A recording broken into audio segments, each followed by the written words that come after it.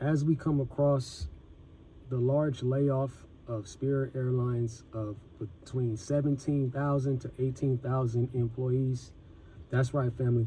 We got to be prepared, man. We got to stay ready, so just in case, these things happen, in which it will happen. I always tell people not to fall in love with their job, have a level of, dedication, but at the same time, not too much.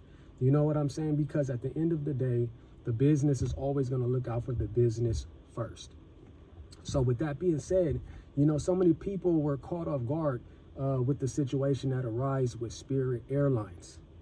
And so that way, we have some information in this video that's going to let you know, signs that, you might be next. You know what I'm saying?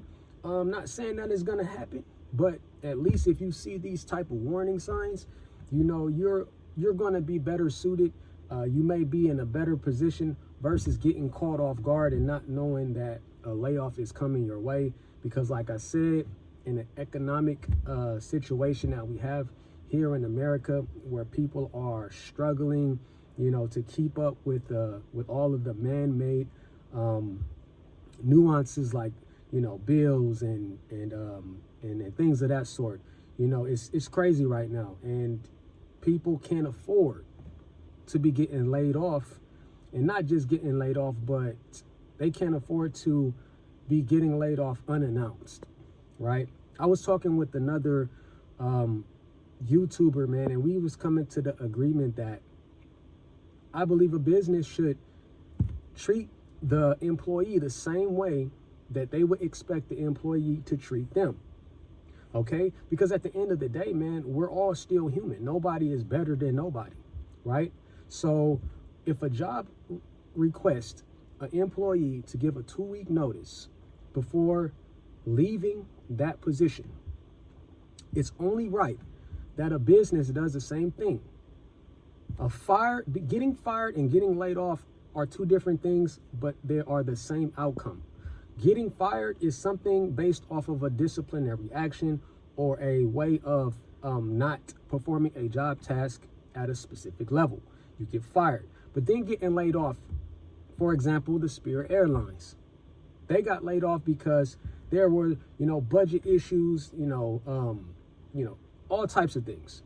Now, with that being said, if you're getting laid off, there should be in a written policy or contract saying that, hey, listen, we're going out of business. We're going to give you guys 60 days, 30 days, something where the employee knows, hey, listen, I'm done. There's nothing else that I could do.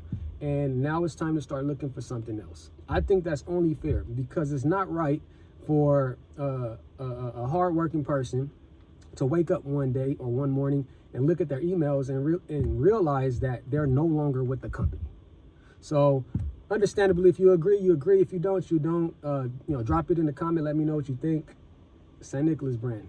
Peace. Here's one secret from a COO as to how you can actually know when you're about to be laid off before they even tell you, before you're put on a PIP, before any of that. Hi, my name is Beverly. I'm a COO and your Chief Empowerment Officer. Constantly changing expectations, constantly changing your job description. If you've been crushing it, you've been doing a good job, and suddenly your job expectations change, and they tell you you're going to be assessed on new criteria and you start working towards that, but they don't give you a new job description for that criteria. Then they keep changing it again, and the goalpost keeps moving and the goalpost keeps moving. Yeah. That is actually a really surefire sign that beyond just being a disorganized organization, they are maneuvering in a way, because especially if you were crushing it, they know that the grounds to be able to lay you off, even if it's through restructuring, are going to be loose, because if you were crushing it based off of performance and they restructure based off of low performing departments or whatever the case, you have argument and potential lawsuit to be able to say, okay, well, that wasn't me, so what gives? So if this is happening to you now, every new expectation that you get that is outside of the job description that you were originally brought in for, every time they meet with you, write in an email and BCC your personal email.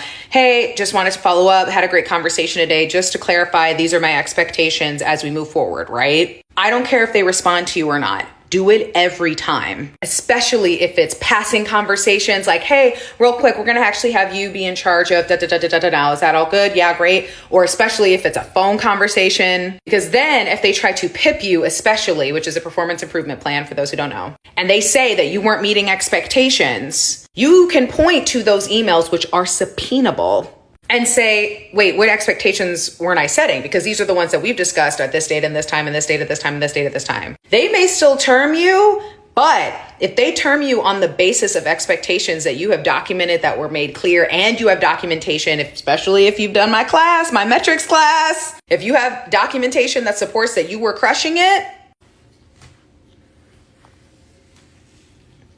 and it can also prepare you to start having a transition plan ready so that maybe you have another job lined up or you're ready to transition if they're playing all these games in your face. It is a sneaky, slimy ass way to maneuver the goalposts so that they can say you're not meeting expectations, when in reality, they know that layoffs are incoming. They know that restructuring is happening. And it's a way to make you feel like you deserve the restructuring, as opposed to them just being, skeezy and not actually doing the right thing and just saying, hey, our business needs have changed. So look out for that, because if it's happening, then that could be a marker. And even if it is disorganization, always protect yourself.